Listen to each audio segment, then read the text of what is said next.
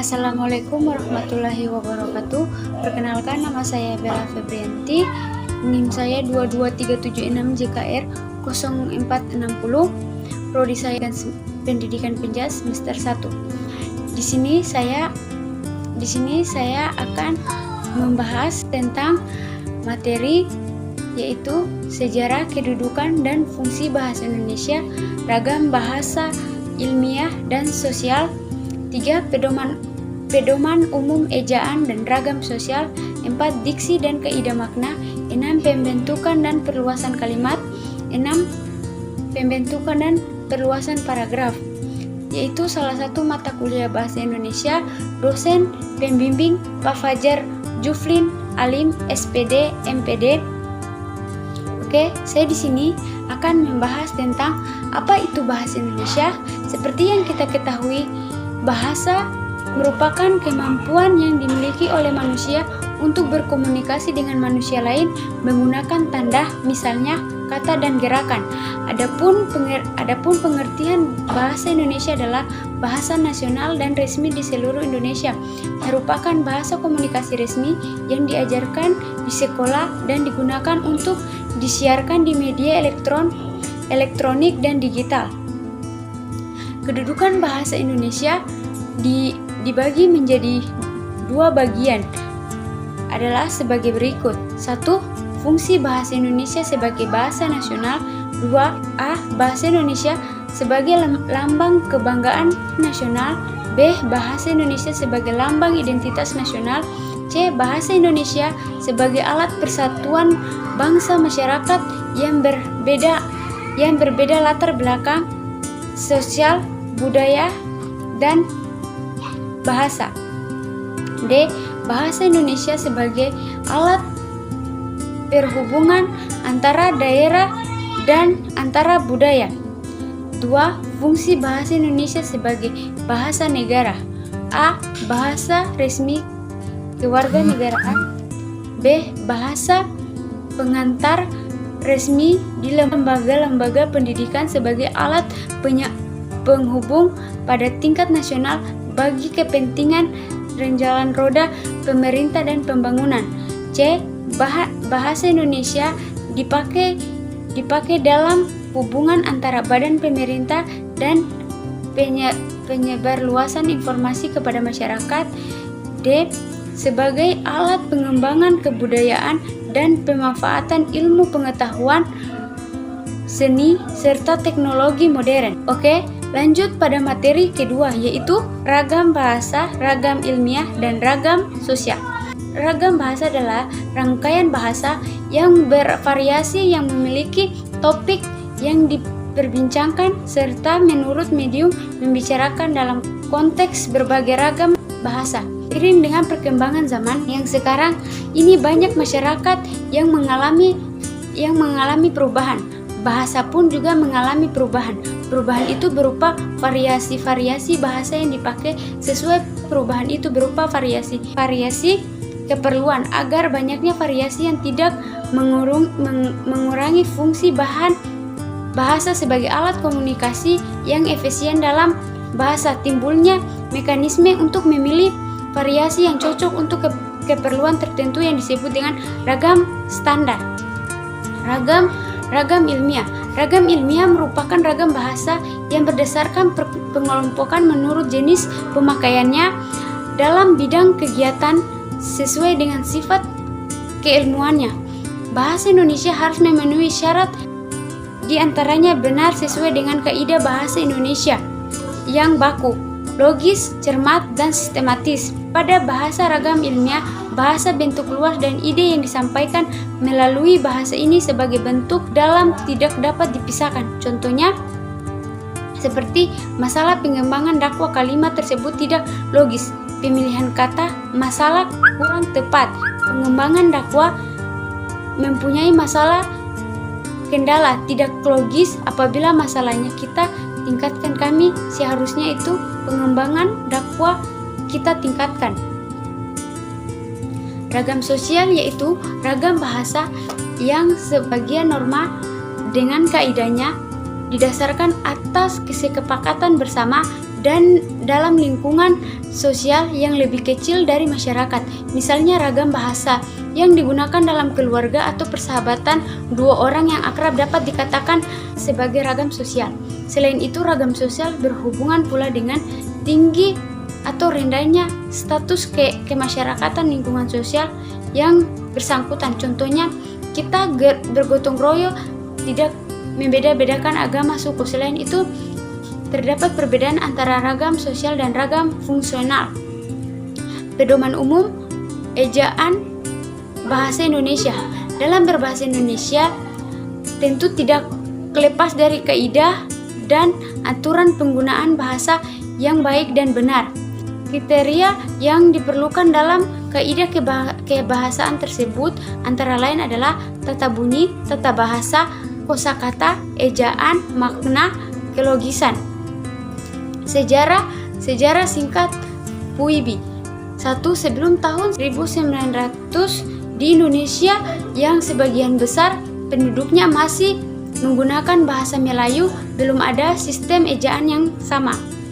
2. Kemudian pada tahun 1900 Johnson Overgen mendapatkan pemerintah untuk menyusun ejaan Melayu dengan mempergunakan aksara Latin. 3. Dengan bantuan Waku Nawawi, gelar Sultan Moer dan Muhammad Taiban Sultan Ibrahim, akhirnya ditetapkanlah ejaan itu dalam buku Kitab Logat Melayu yang terkenal dengan nama ejaan Van Hopsusen. Ada juga yang menyebutnya dengan ejaan Balai Pustaka. Hal-hal yang menonjol dalam ejaan Van Hopsusen adalah sebagai berikut. 1. Penggunaan huruf untuk menuliskan kata-kata jang, panjang, sanjang. 2. Penggunaan huruf oeng untuk menuliskan kata-kata groeng, itio, omeor. 3. Penggunaan kata diakritik seperti koanhan hamzan dan tanda treman untuk menuliskan kata-kata momer, akal, taf, damai. Pemakaian tanda baca. 1. Tanda titik, tanda koma, tanda titik koma, tanda titik dua, tanda hubung, tanda pisah, tanda tanya, tanda seru, tanda eplis, tanda petik tunggal. Penulisan kata serapan. Dalam penulisan unsur, serapan dalam bahasa Indonesia sebagai ahli bahasa Indonesia menganggap belum stabil dan konsisten. Dikatakan demikian karena pemakaian bahasa Indonesia seiring begitu saja menyerap unsur tanpa memperhatikan aturan, situasi, dan kondisi yang ada. 3. Berdasarkan integritasinya, unsur serapan dalam bahasa Indonesia dikelompokkan menjadi dua bagian, yaitu 1. Secara adaptasi, yaitu apabila unsur asli diserap sepenuhnya secara utuh, baik tulisan maupun ucapan tidak mengalami perubahan. 2. Secara adaptasi, yaitu apabila unsur asing itu sudah disesuaikan ke dalam kaidah bahasa Indonesia, baik pengucapan maupun penulisan. Singkatan kata dan akronim. 1. Singkatan. Istilah singkatan ialah bentuk istilah yang tulisannya dipendekkan yang bermaksud untuk mempermudah. Singkatan adalah bentuk yang dipendekkan yang terdiri dari satu huruf atau lebih. 1. Singkatan nama orang, gelar, sapaan, jabatan, atau pangkat diikuti dengan tanda titik. 2. Singkatan nama resmi, lembaga pemerintah dan ketatanegaraan, badan atau organisasi, serta nama dokumen resmi yang terdiri dari huruf awal kata ditulis dengan huruf kapital tanpa tanda titik. 3.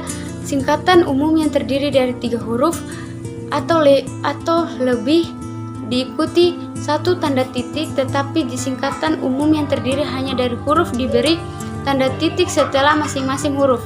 Lembaga kimia, singkatan satuan ukuran, takaran, timbangan, dan mata uang asing tidak diikuti tanda titik. 2. Akronim.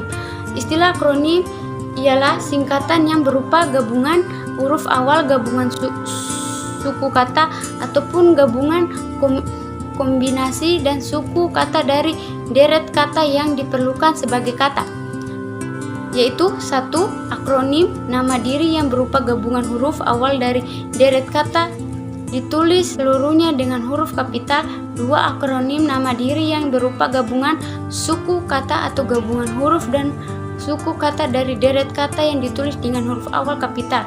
3. Akronim yang bukan nama diri yang berupa gabungan huruf suku kata ataupun huruf dan suku kata dari deret kata ditulis seluruhnya dengan huruf kecil. Diksi dan kaidah makna. Diksi adalah pilihan kata. Pilihan kata merupakan kegiatan untuk memilih kata secara tepat dan sesuai mengungkapkan maksud dan tujuan kepada penyimak atau pembaca baik secara lisan maupun tulisan. Ketetapan dan kesesuaian sangat penting dalam rangka mengekspresikan maksud dan tujuan. Kaidah makna adalah patokan atau ukuran yang digunakan sebagai pedoman dalam memaknai suatu kata. Kaidah makna mengacu pada persyaratan ketetapan pemilihan kata sebagai lambang objek pengertian atau konsep. Fungsi diksi secara umum yaitu membantu audis atau pembaca mengerti apa yang disampaikan penulis atau pembicara, menciptakan aktivitas komunikasi yang lebih efektif dan efisien, menyampaikan gagasan atau ide dengan tepat, menjadi lembaga ekspresi yang ada pada suatu gagasan. Lanjut, pembentukan dan perluasan kalimat. Apa itu kalimat? Kalimat adalah satuan bahasa terkecil dalam wujud lisan atau tulisan yang mengungkapkan suatu pemikiran yang utuh dan dapat berdiri sendiri dan disusun berupa kata, frasa, atau klausa. Unsur-unsur pembentukan kalimat. Subjek adalah orang atau benda yang melakukan sesuatu. Contohnya, aku, kamu, mereka, sapi, binatang, kucing, ayam, dan masih banyak lagi. 2. Predikat. Berfungsi menyatakan kegiatan yang dilakukan oleh objek di suatu kalimat. Contohnya, mengetik, membaca, menulis, melempar, dan lain-lain. 3. Objek. Objek adalah orang atau benda yang sedang menerima sesuatu tindakan itu. Contohnya, komputer, majalah, buku, pensil, dan lain-lain. Perlengkapan adalah unsur dalam kalimat yang berfungsi melengkapi suatu kalimat. Contohnya, ayah membelikan Tina boneka. Pembentukan dan perluasan paragraf. Pengertian paragraf. Paragraf adalah kesatuan pikiran berupa penggabungan beberapa kalimat yang mempunyai suatu gagasan atau tema. Dengan kata lain, paragraf merupakan kumpulan kalimat. Paragraf berdasarkan bentuknya telah dibagi menjadi 3 jenis, yaitu paragraf deduktif, paragraf induktif, dan paragraf campuran. Pembentukan paragraf menurut tujuan. 1. Paragraf pembuka merupakan pembuka atau pengantar untuk sampai pada segala pembicaraan yang akan menyusul kemudian. 2. Paragraf pengembangan ialah paragraf yang terletak antara paragraf pembuka dan paragraf terakhir sekali di dalam bab atau anak bab. Itu paragraf ini mengembangkan pokok pembicaraan yang dirancang. 3. Paragraf penutup adalah paragraf yang terdapat pada akhir karangan atau pada akhir satu kesatuan yang lebih kecil di dalam karangan itu. Biasanya paragraf penutup berupa kesimpulan semua pembicaraan yang telah dipaparkan dan pada bagian-bagian sebelumnya. Itulah materi yang dapat saya sampaikan. Lebih dan kurangnya mohon dimaafkan. Assalamualaikum warahmatullahi wabarakatuh.